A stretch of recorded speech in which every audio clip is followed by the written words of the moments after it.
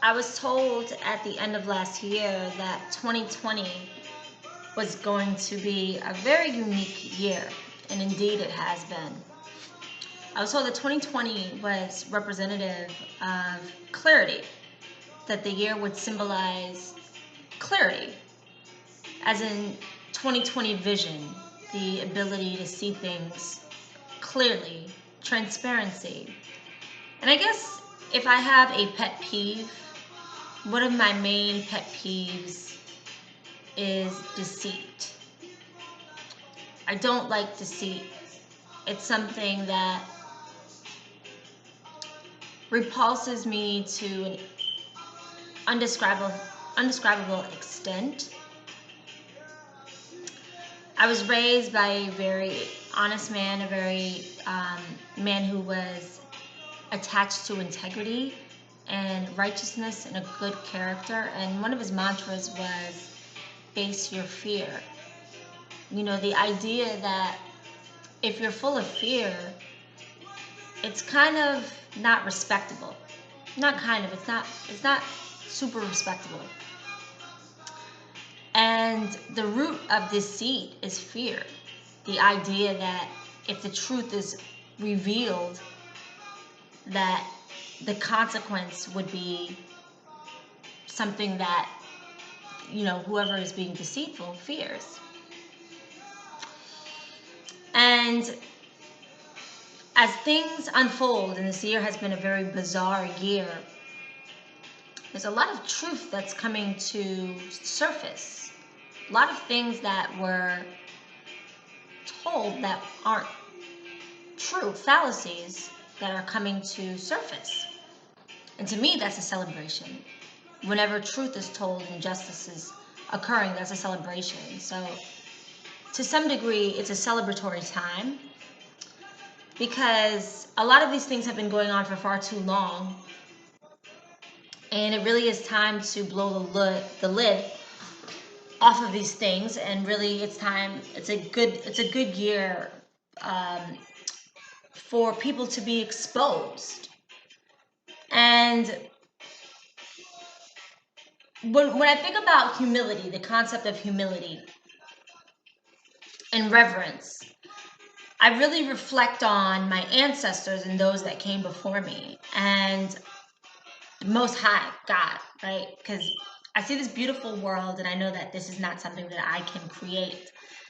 And so I have to give ultimate respect and reverence to God, because I can't create a human being. I can't create an apple. I can't do a tree and things like that. I can't create, or a seed. I can't create these things. So just the earth is enough evidence that I know that God exists, and that I have to give continuous reverence, respect, and operate in a humble way to God, right? But in my opinion, the way I see things, we are humble to God, we're not humble to man. And man has constantly shown themselves to lack such a degree of integrity that you have to really question who's worthy of giving your respect to.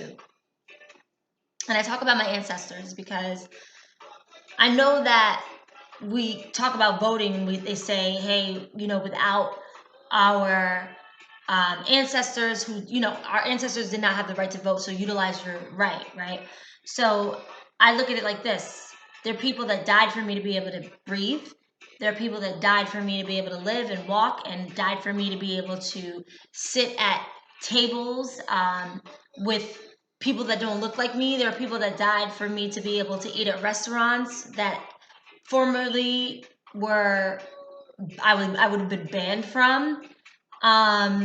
People that died for me to be able to speak and the liberty to say what I want to say.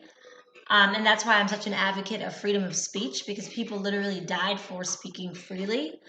So it blows my mind in 2020 how people would just give up that liberty, a freedom of speech, when people actually died for us to be able to speak.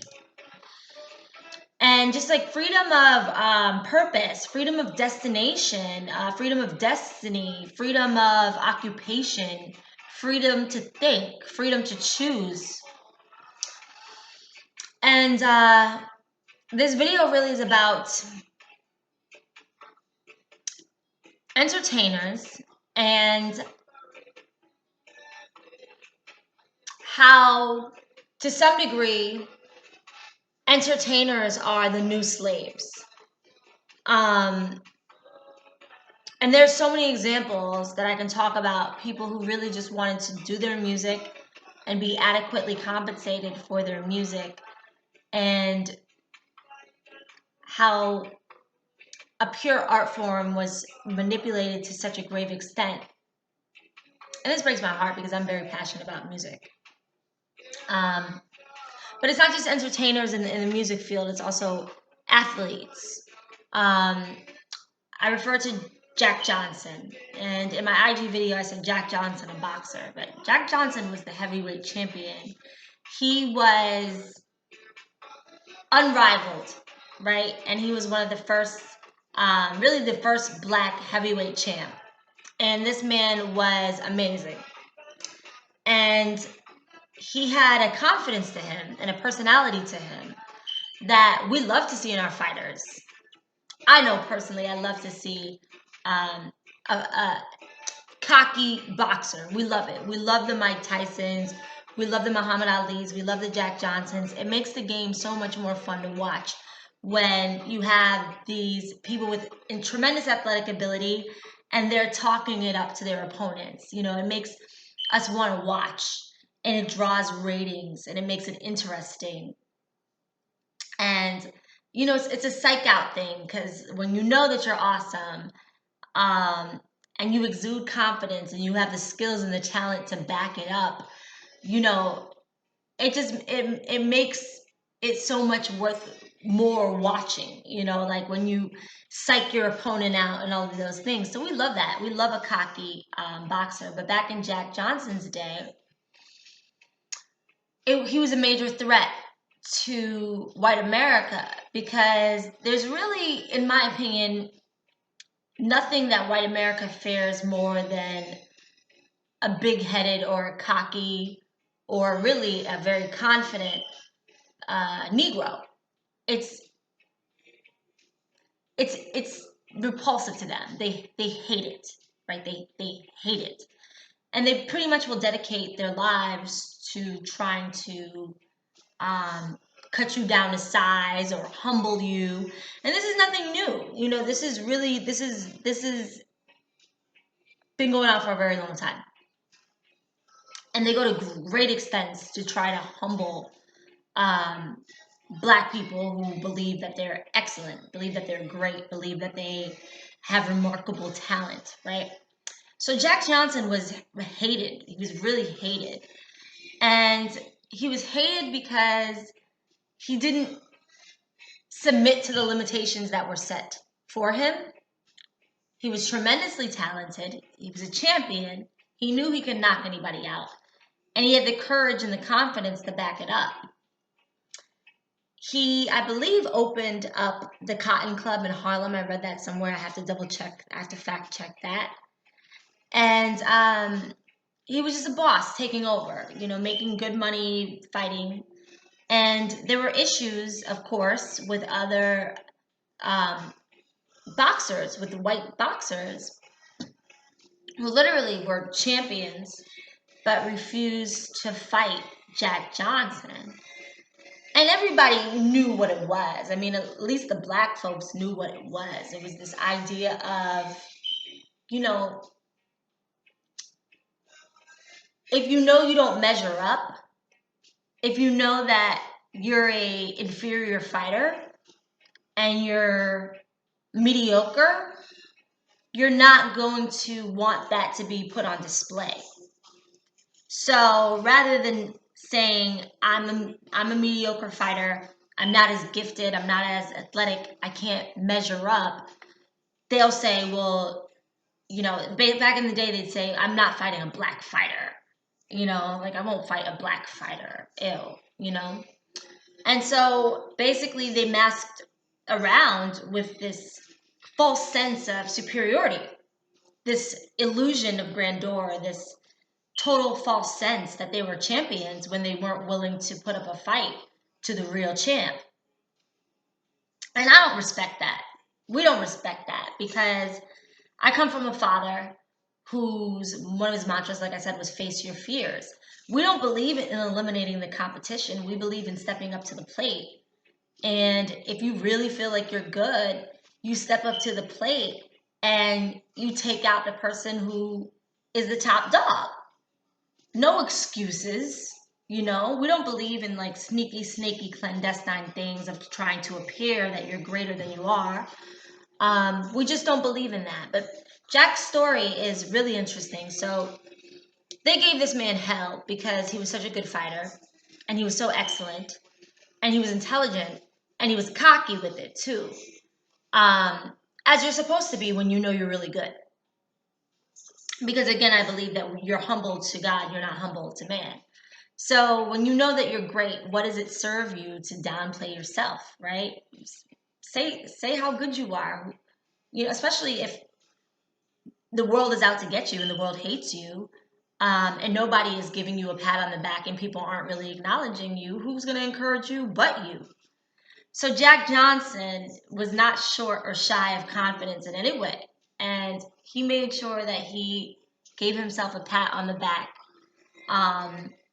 by talking himself up. He knew who he was. He knew how good he was. And so they gave him hell. They banned him from places. They didn't want to fight him. They made every excuse in the world not to fight him. They knew he was a champ.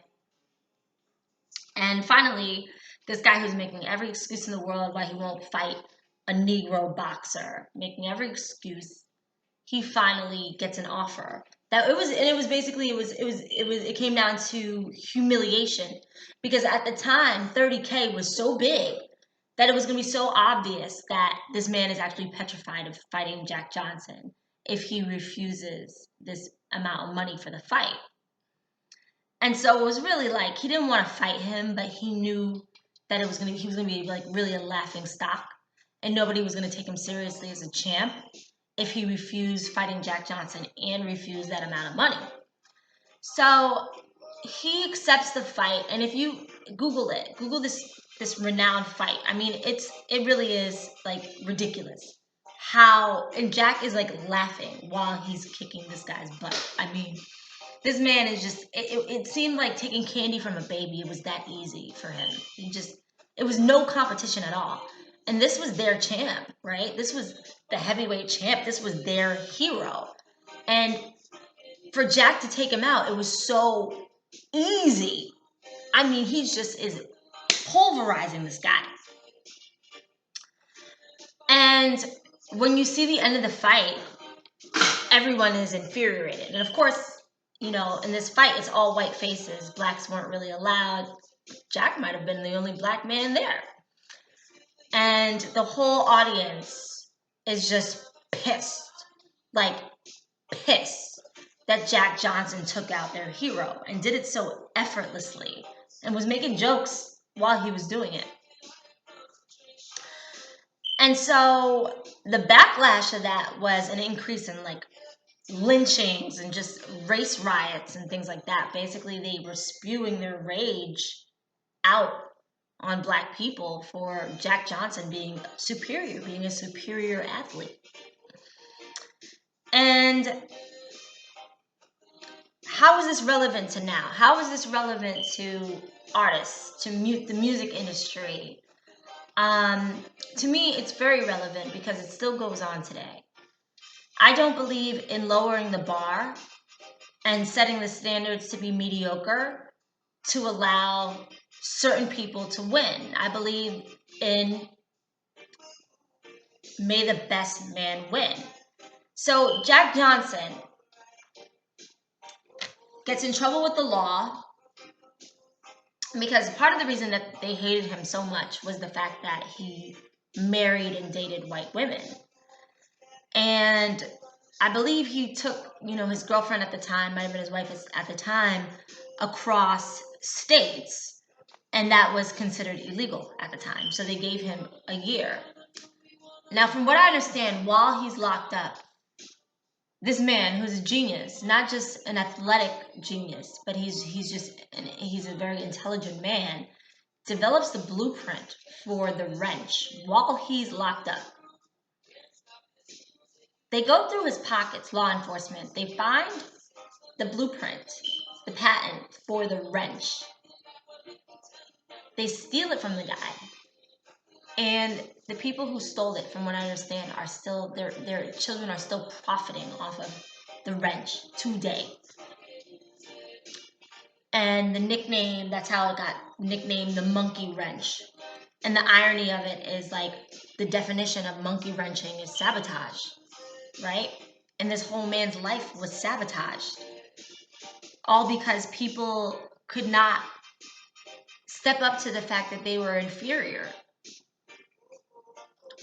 They took out their rage on him and literally tried to ruin and destroy this man's life just because they could not be okay with being lesser than him. And the amount of adversity, it's just crazy. And the thing about it is, it's still going on today. So from what I understand, you know, Tupac is probably like my favorite rapper, if not top 3. I love Pac. I love Tupac a lot. And his story, to me, is similar to Jack Johnson, because the greatest, sometimes it's the adversity that makes them so great. It's the resistance that makes them so great, and the rage and the oppression, and just the ridiculous things that they're put through makes them really great. And Tupac was put through so much, right? And I found out, you know, that basically this happens to a lot of our entertainers, athletes and music entertainers. The CIA, the FBI, government agencies put a target on certain people's backs. And they literally have the ability to make up anything as to a reason why they are being surveilled, why they're seen as a threat, why their homes are bugged, why their phones are tapped, why these government agencies are invading their privacy. They can make up any false lie, anything at all. It's not just entertainers and athletes. It happens to leaders. It happens to political leaders. This is nothing new. You know, this is nothing to be panicking about, because they've been doing this forever. This is like what they do. This is what they actually do. And so while, you know, they're doing these things, like, this isn't like an operation of integrity, because they're already violating people's privacy for absolutely no reason whatsoever. And they're making up reasons. Like, they get very creative on reasons that they can make up. Why our rap stars are threats, you know, our domestic threats. Why they have to follow our rap stars. Why they have to follow our athletes. Like, is it an American threat that somebody who knows how to shoot the ball really, really, really, really well? Is that a domestic threat? Like, are civilians, like, at risk because somebody can rap their ass off and gets paid to do it? Like, really? And as much as a certain community loves to say, hey, we're using our tax-paying dollars for these poor people programs, and we're sick and tired of paying high taxes for these poor people to do X, Y, and Z, they don't make that argument about how many people are being followed, surveilled, phones tapped, monitored, privacy violated to the nth degree on tax-paying dollars. Manpower. You got somebody right now watching a Kanye West who holds no domestic threat.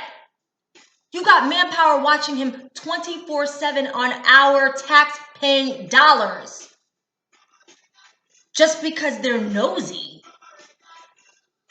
Just because they're haters. Just because they literally want to monkey wrench their lives on our tax-paying dollars.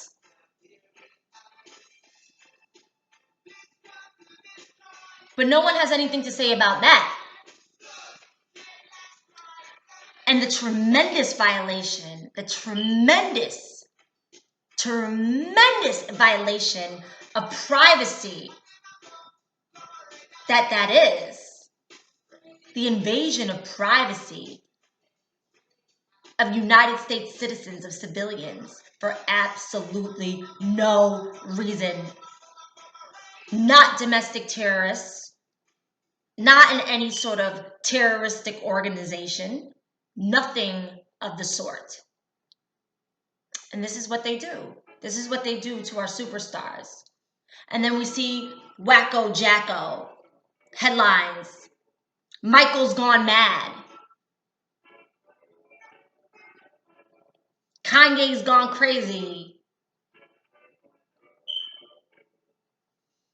But nobody is saying, well, what did we do to these people? Dave Chappelle flees America to go to South Africa. No one's asking, what did we do to these people? And why are we treating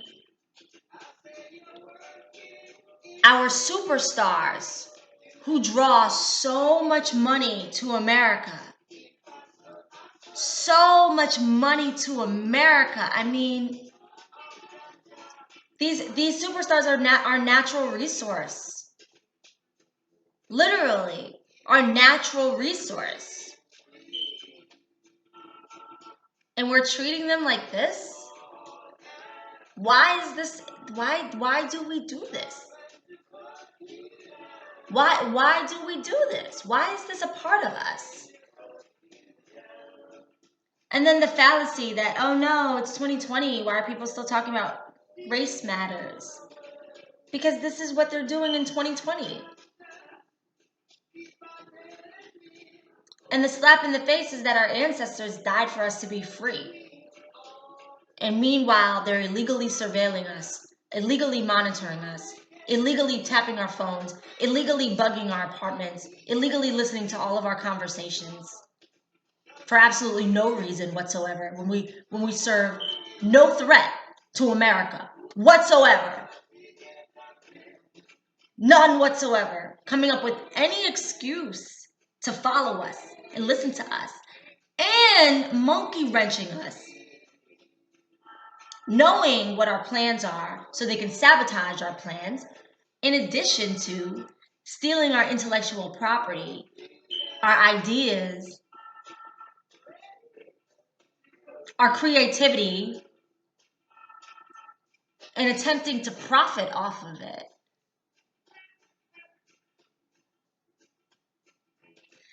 And I want to be an open-minded person, but it's just like when you study the savagery of trans-American enslavement and the things that were done, and then the things that are done today, it's hard not to believe in progress. It's difficult not to believe that we're free. It's hard for me to see things as fair. It's very, very difficult. So I go to entertainers, and the idea of entertainers really being like contemporary slaves is something that I feel like is pretty cut and dry. Like, I see it that way. The contracts are BS. And really, it's just a matter of people dangling carrots over you. Like, you are the commodity. You have the talent. You are the one who has all of the gifts. Why are there people profiting off of the things that you have?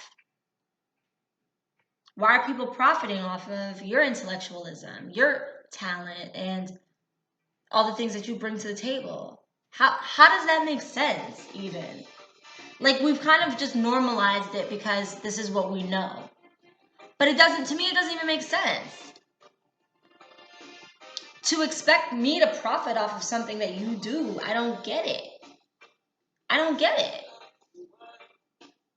And we see this time and time and time again. Like, the idea of a record label is just kind of, it blows my mind. Like, time out. So you have no talent.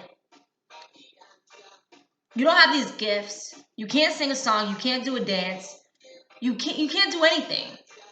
You're just a critic, pretty much. You're just a critic, but you have money. And how you've gotten that money is pretty much off of my ancestors' free labor. And now in 2020, in contemporary society, you want to also make money off of me. How? Why? And nobody looks at it like this. Like, why don't people look at this as ridiculous? Why is the entertainment industry youth obsessed? I feel like it's youth obsessed for more than one reason.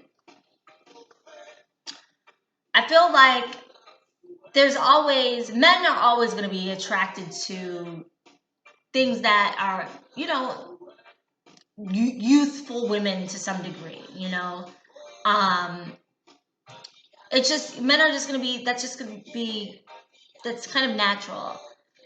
But I think that also within the dominant culture, because of a lack of melanin, and this is science, please don't kill the messenger, this is science. Literally, this is science. Melanin is a superpower that really preserves our skin. It allows for our skin to agree with the sun. So even somebody who, and we can count them out. Naomi Campbell, gosh, she looks amazing, like even somebody who might be pushing 45, 50 years old, they're not going to look at if they're heavily melanated. It's just the gift of melanin. And there's no Botox, there's no amount of Botox or facelifts in the world that can substitute for melanin. So part of the reason that I think the entertainment industry is youth obsessed is because the dominant society doesn't look the same at 30 or 40 as they would at 15 or 25. Even though in Islam it says 33 is your peak, But I think even beyond that, even beyond the physical and the aesthetics of everything, I think it is comes down to mind. I'm not nearly as intelligent at my age as I was at 15 years old. At 15 years old, you could very well probably pull the wool over my eyes a lot easier than you can at this point in my life. So when we have a culture of exploitation in the industry that exploits people, that's infamous for their exploitation, they seek youth because youth are more easily exploited. It's a lot easier to exploit a young person than it is to exploit somebody who's a veteran, who has a little bit more wisdom under their belt and has a little bit more knowledge.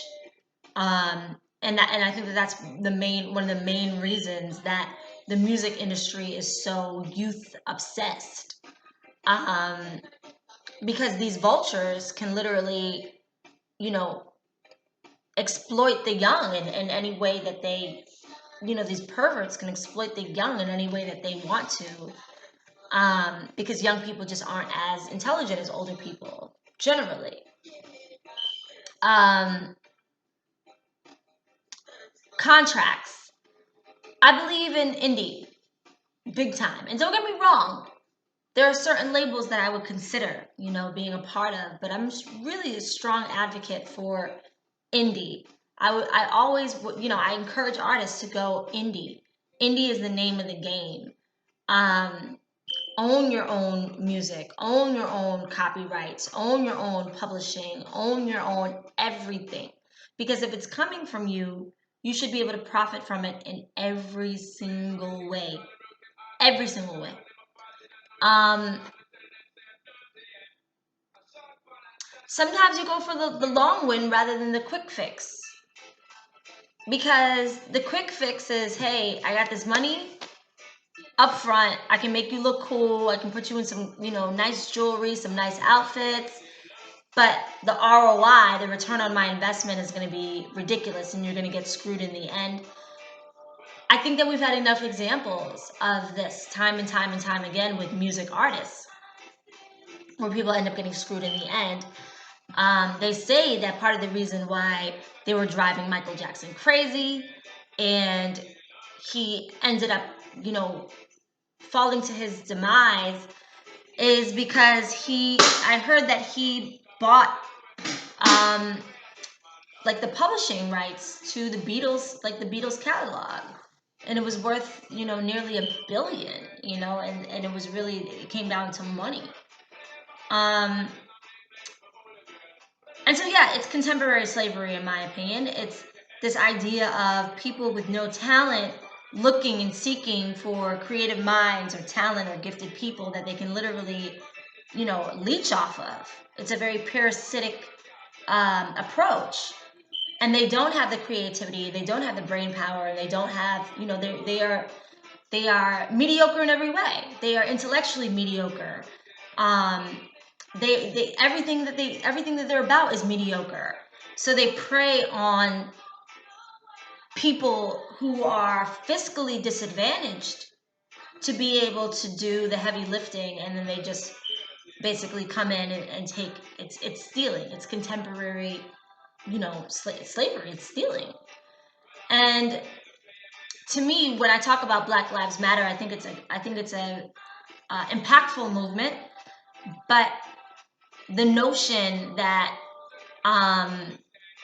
the donations have gone to like the Democratic Party, I heard, and that like reparations and really the biggest, like the elephant in the room, the finances, which is really what need to be addressed. We can talk about police brutality all day, but there wouldn't really be racism like that. It wouldn't be played out the way that it's played out now if people were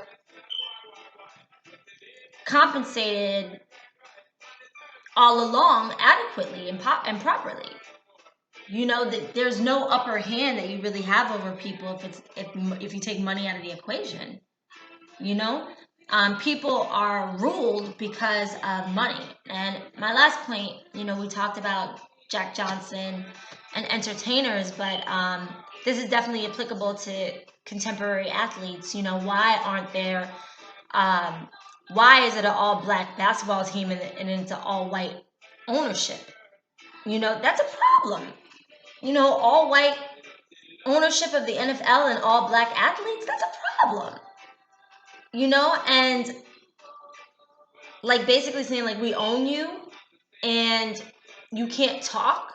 You know what I'm saying? Like that's contemporary slavery, in my opinion. And that's problematic.